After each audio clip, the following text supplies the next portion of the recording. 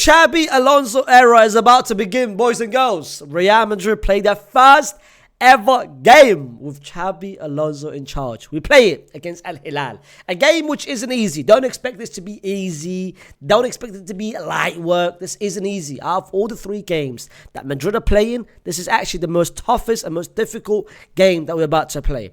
In this video, I will tell you exactly more about Al Hilal. I'll tell you why this game is difficult. I will, of course, predict Real Madrid's lineup, and I'll tell you my predictions of the game before we start. Don't forget to like the video, subscribe to the channel if you're new to the channel, and of course comment your own thoughts about the game and your own predictions about the game. And also, before we start, thank you so much. We've hit 75,000 subscribers.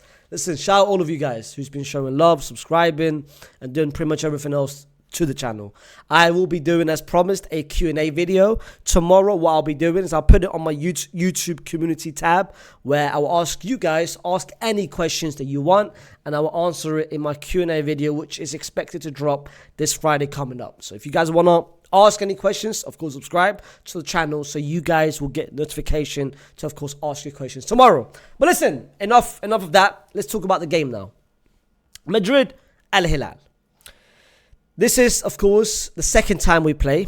The last time we played, if I remember correctly, was 3 years ago in the Club World Cup final, where Real Madrid, I think, won that game 5-3. I remember Vini scoring. Fede scored 2 goals in that game, 1 or 2 goals in that game. And, of course, Al Hilal, I think Vieto and Marega scored, if I'm not mistaken. Both of them are not with Al Hilal. Al Hilal, if you go back in the last 2 years, they've got a very, very different 2 years. 2 years ago, they were incredible. They were the best team in Asia by far. They won the league unbeaten the year before. They won, of course, the AFC Champions League. And 2 years ago, they lost in the final, which they should have won, to be fair. Couple bad refereeing decisions. Anyway, last year, they continued the unbeaten run. Things was going very positive. Things was going very good. Then 2025 hit and they start losing games. Their lead, they led the Saudi Pro League with like 8-9 points ahead of Al Ittihad, Al Nassr, and then boom, couple draws, couple losses. The first loss, and the moment they got the first loss, the second loss straight came after that. They lost the league to Al Ittihad. And also lost the AFC Champions League. They lost in the semi-final against Al Ahly, which was a deserved loss. So the way they ended the league wasn't good. The way they ended the season wasn't positive. Hence the reason why they sacked the manager Jesus and brought in the new manager, which is Simone Inzaghi. Simone Inzaghi is now the manager for Al Hilal. So I'm going to be very interested to see what they're going to be doing. Let's listen. I mean, in terms of talent, in terms of the players which they have, they still got incredible players. The likes of Koulibaly's in there, Yassine Bono, of course, in going. The likes of Cancelo still being here. Lodi, which I don't know why he's not a defender. Ruben Neves, of course. Malik is a savage. Musaba Joe. By the way, this guy is a talent, an absolute talent. Watch out for him. Kai Cesar, of course, I don't think he'll be healthy because I think he got injured towards the end of the season. Mohamed Kano, always a reliable midfielder. Salam Dosari, of course, the GOAT in terms of the Saudiya and what he's done there. And of course, Malcolm, who scored a lot of goals last season and this season. As for the striking, you've got 2 of the heavy targets, Mitrovic and of course Marcus Leonardo, who had a very, very good season with Benfica before getting sold to Al Hilal, and I think could potentially play. He had a couple fitness issues, but I think could potentially play. So it'll be interesting to see what they're going to be doing in terms of the formation, whether they are going to be sticking to the usual formation, which they played, the 4-2-3-1 under Jesus, or with Inzaghi coming in, they might switch it to 3 at the back. Of course, it makes sense because you've got the likes of Lodi, who can play as a wing-back, and the likes of Cancelo, who can play as a wing-back. But then again, you don't have enough defensive options, and if you play 3 at the back, that means you're going to limit and restrict the players playing forward. That means, of course, Neves and Milinkovic will play, but that means you have to pick between 3 positions. The left wing, right wing, and striker. You have to pick between Salam Dosari, Malcolm, Mitrovic, and of course Marcus Leonardo. You can't not play 4 of them. I think one of them, all 4 of them has to play. That means that's why I expect Inzaghi to play 4 at the back rather than 5 at the back. But against Real Madrid, he might play 5 at the back because of the firepower that we have in terms of course, we're going to be seeing for the first time Mr. Dean Huijsen, and of course, where is he? Trent Alexander-Arnold. In terms of the midfield, is expected. We've got the likes of Fede, Camavinga, Jude's going to be there. Luka Modric will be playing his final tournament with Real Madrid. Many is there, Arda Güler's there. The youngsters as well, the likes of Chema and Victor Munoz. And of course, up front, we've got the star power. Vinny, Mbappe, Rodrigo, and Endrick, I think, will be out for the first couple of games. And of course, Brahim Diaz being there as well. The game itself is going to be interesting. The reason why I say Al Hilal is difficult is because of the players which they have. And of course now Simone Inzaghi being there. Simone Inzaghi is of course looking to start his new era, trying to win and trying to progress and have a deep run in this international, one of the biggest tournaments as they are going to be doing it. I expect Al Hilal to be very different to the last time we played them. The last time we played them was 5-3.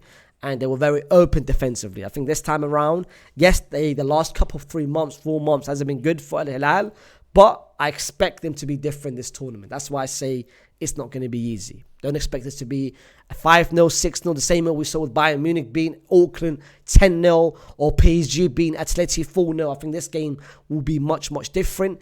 Al Hilal, we've got a lot of firepower, especially going forward, especially on our right-hand side, because who we are. I mean, listen, let me give you my lineup first. The lineup which I expect Real Madrid to play is, in goal, I expect it to be Thibaut Courtois. I think Thibaut's going to be playing. On the right is going to be his first ever start, Mr. Trent Alexander-Arnold. I think Trent will get his first start with Real Madrid. And on the left-hand side, Ferland Mendy is still injured. Ferland Mendy is still not healthy, so I expect Fran Garcia to play on the left. The two centre-backs is the two healthy centre-backs that we have at the moment, and it's Raúl Asenio. Okay, fair enough.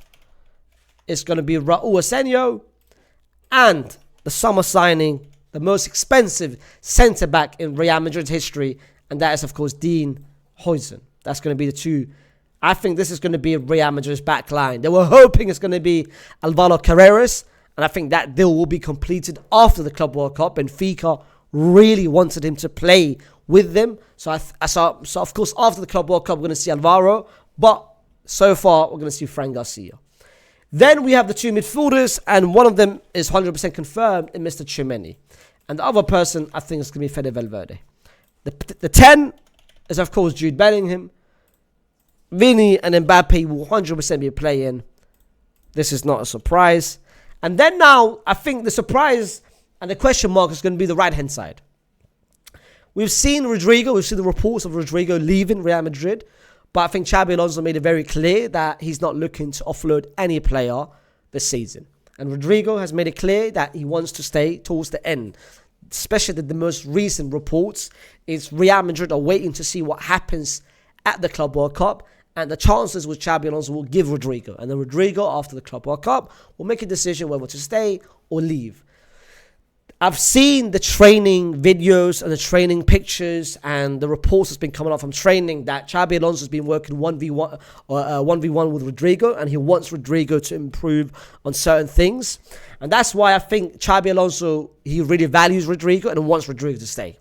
At the same time, at Arda Güler, we've seen the reports even before Xabi Alonso came that Xabi Alonso regards him as very important for Real Madrid. He wants him. He doesn't want him to loan him out. He doesn't want to sell him. He wants to keep him and expects a good role for Arda Güler this season coming up.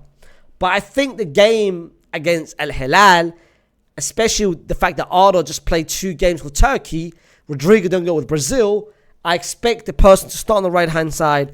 I expect to be Rodrigo. I think Xabi Alonso sees 1, 2, 3 to be his future trio coming up. And I think this is what we're going to be seeing in terms of Real Madrid for the game against Al Hilal. I think it's going to be Thibaut, Trent, Raúl, Dean Huijsen, Fran Garcia, Fede, Tchouaméni, Rodrigo, Jude, Vinny, and Mbappe. I am 2 days away. I haven't seen any sort of expected lineups. I haven't seen any sort of probable lineups. This is just me, what I expect to see and what I expect to happen. And I think the defense, I'm not surprised. The defense will be the defense because the fact that Militao is not healthy, Rudiger is not healthy, and Ferland Mendy is not healthy. So these two will be playing regardless. Fran Garcia is our only left back, so I expect him to see him regardless. And Trent and Danny Carvajal, that's options, but I expect you just signed Trent. I expect Trent to play. The midfield, I'm not surprised, going to be Fede and Tchouameni. The only person, and these three, I'm not surprised. The only person which it's 50-50 is going to be between Rodrigo and Arda Güler, but I expect Rodrigo to start. As for Al Hilal, I expect it to be, personally speaking, I think it's going to be for the back. I think it's going to be Cancelo, Lodi on both sides. The centre back, I expect, of course, Koulibaly to start with Mr. Where is he? What's our centre back? Hassan, with, of course, Hassan playing with Koulibaly, Neves, Milinkovic. I expect those three to start. I think Kanu could potentially start because they want to. I don't think that he's going to play Dosari and Malcolm. I think it's going to be Kanu. I think they're going to play three midfielders in Kanu, Milinkovic, and Neves. And I think Dosari will start, Malcolm on the right, and I think Mitrovic up front. I think Leonardo would not be. He'll be on the bench, but I don't think his fitness level will be 100%. That's why I think it will be Mitrovic, Dosari, Malcolm up front, and the midfield is going to be between Kanu, Milinkovic, and Ruben Neves. The game itself is going to be won in the midfield. In terms of how Al Hilal, how they can hurt us, first of all, by the right-hand side in Malcolm. Very tricky, very fast. And of course, we've got Fran Garcia, who isn't the best 1v1 defender. And the second way they can hurt us is, of course, up front in the likes of having the likes of Mitrovic, who's an absolute beast when it comes to aerial duels. So having him against the likes of Dinhuizen and Raul will be a very good challenge for both of them. But the midfield is going to be between Fede, Tchouameni and Bellingham against the likes of Milinkovic, Neves and Kanu. I do expect Madrid to win. I expect Xabi Alonso will approach this game with full seriousness, and I think we'll approach this game wanting to win. The same way we saw Bayern Munich do it. Bayern Munich played a semi-pro side in Auckland and they played their best 11. PSG yesterday, they played the best 11 except for the fact that Bale was out, Gonzalo Ramos came in. Atleti, the best 11. All teams wants to win this tournament because of most and importantly, the only reason is the prize money. Winning it gives you 125 million, which can allow a lot of things, whether that is commercially, player signings, on so many different avenues. That's why I expect Xabi Alonso to take this tournament very seriously. That's the reason why Real Madrid made it very clear we won him before the Club World Cup. They could have just said, you know what, Carlo, the same way we're going to give Luka Modric his final tournament, it's the same way we're going to give you your final tournament. Real Madrid said, no, we want Xabi Alonso to come in and manage this team at the Club World Cup because we want to win it. It's the first edition and we want to be the first team to win it. That's why I expect Madrid to win. They're going to come in full gun blazing. It's going to be interesting to see how it's going to be with Trent and the combination he's going to have on the right-hand side with Fede and with Rodrigo, whether it's going to be inverting, overlapping. It's going to be very interesting. I think that the happiest man in the world will be Kylian Mbappe because of the passes that this man can unlock. In terms of Al Hilal, it's going to be interesting to see how the Simone Inzaghi era is going to be starting. I do expect that, as the table is showing, Madrid, Al Hilal, Pachuca and Salzburg, I expect it. Well, the first game will be played between these two, and the last game we're going to be seeing Madrid first and Al Hilal second. I do expect these two teams to progress from the group stage. Listen, chat, let me know what you guys think in terms of the matchup. In terms of the most interesting matchup, I do think that Malcolm Fran Garcia is going to be an interesting matchup. The Vinny against Cancelo. Cancelo is not the best defensively, and Cancelo just come back from an injury, so he's not going to be 100%. So Vinny is good, and now under new manager, we're going to see a different version of Vinny. Mbappe, new era, new start. Rodrigo against Lodi. Lodi again, we've seen him with Atleti. He's not the best defensively. And then of course the midfield is going to be it's going to be an interesting midfield battle because Kanu, you guys, of course, he is. In terms of paper, he is, of course, not Ruben Neves and not Milinkovic Savic, but trust me, in terms of talent, in terms of ability, he might be as good as them. Kanu is a talented midfielder. If this guy wasn't Saudi, this guy would be worth 20 or 30 million. I'm telling you right now. He's very, very good. Whether he starts or not, he's very, very good. But my prediction for today's game is going to be Real Madrid to win 3-1. Let me know down in the comments what you guys expect. First of all, matchups, expectations, and what your prediction is for the game. Don't forget to, of course, like the video, subscribe to the channel, ask any questions you want in this video. I might take it and bear in mind when I record my Q&A video, or wait for tomorrow and put down your questions in the community tab where I'm going to be posting it as a post, and then I will hopefully answer any sort of your questions in my Q&A video this Friday coming up. But anyway, the Club World Cup is about to start. Real Madrid is about to start. Xabi Alonso is about to start. And trust me, I'll be doing a watch along for every single Real Madrid game. Anyway, I'll see you Wednesday. Peace.